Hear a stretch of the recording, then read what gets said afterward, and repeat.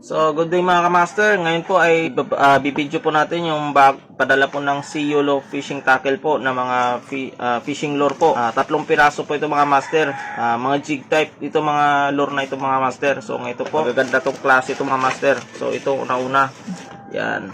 Ito po yung lure, Proberus. Matibay po ito master. Maganda tong klase. Yan. Ito po yung isang lure na pinadala ng seller mga master ng CU fishing tackle. Tapos, ang next naman mga master, ito naman master, simple lang master pang jig type po master, 20 grams, may iba-ibang grams din po ito master. Tapos ang pangatlo master, ito yan, ang ganda master.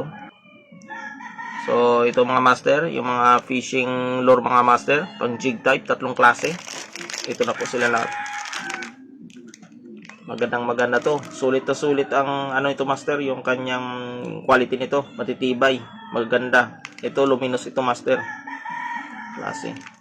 Ito luminous din ito. May link po ito, i-click, ilagay ko po yung link po nito para bilhin nyo ito po master, ang tatlong klase na ito sa isang video na ito master. So yun po, ano pa ba ang gagawin nyo po? Puntahan nyo po si CU Fishing Tackle. Magandang klase po mga fishing accessories, marami po siyang binibenta ng mga fishing lure yung mga master. Salamat po sa panonood.